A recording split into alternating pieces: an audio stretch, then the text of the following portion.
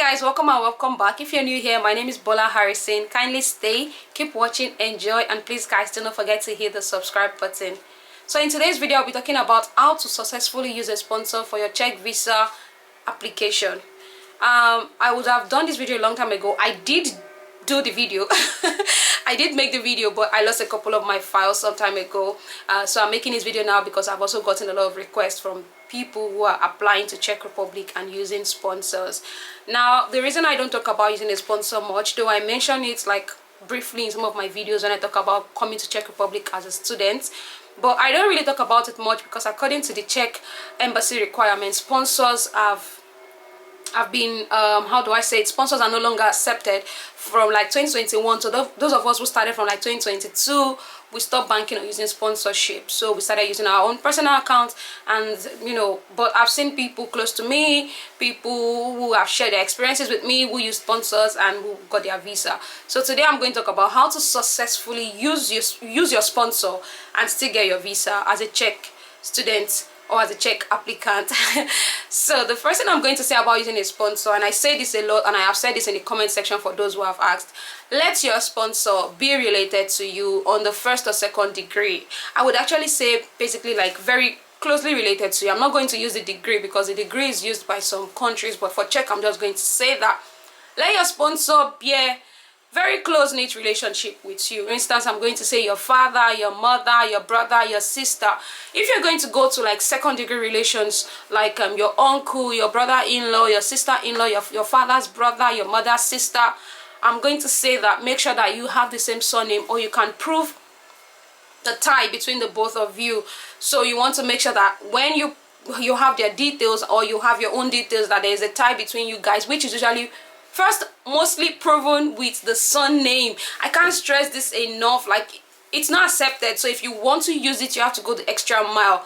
Use someone related to you, first degree, second degree, but let there be a tie.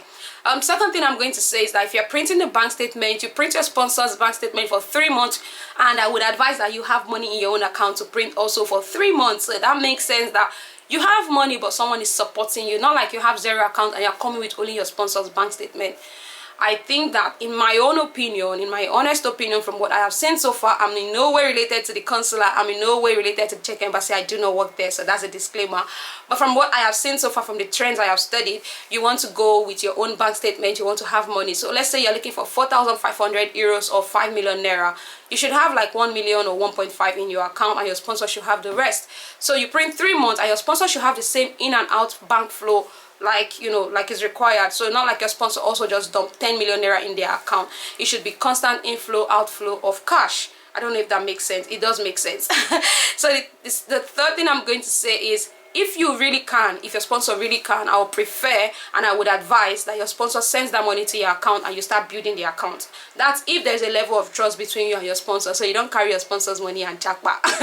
So there should be a level of trust that your sponsor can send that money to your account. That's the most preferred method for me. I would say that's the most, I prefer that method above any of the other options.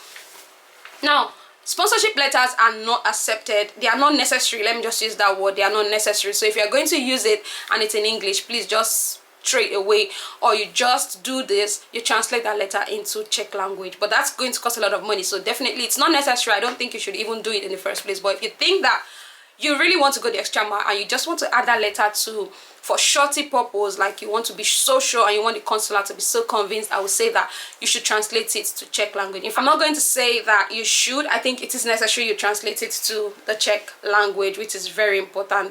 The other thing I'm going to say also is that if you're going to be using a sponsor, the consular will ask you, what does your sponsor do? It's not necessary they will ask you. Like I said, I'm not tied to the embassy, but from what I have heard and seen, if they do ask you, you want to be able to see your sponsor does something really, really, I don't know, don't just say your sponsor is a market person or is a businesswoman. You want to say your sponsor is a CEO of his or her own company, or your sponsor runs a multinational company, or your sponsor is a branch manager of so and so, or your sponsor is a bank manager, your sponsor is a project manager, your sponsor works with so and so company.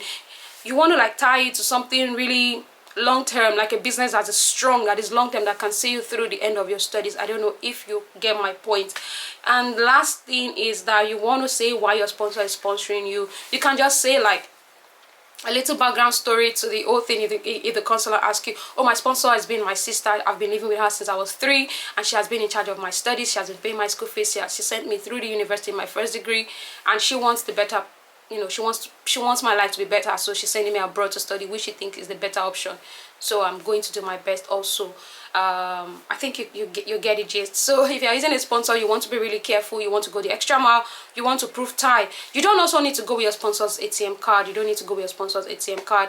You just go with your own ATM card, and then with your own bank account and your sponsor's bank account. And remember, like I said, I would prefer and I would advise that your sponsor sends that money to your account.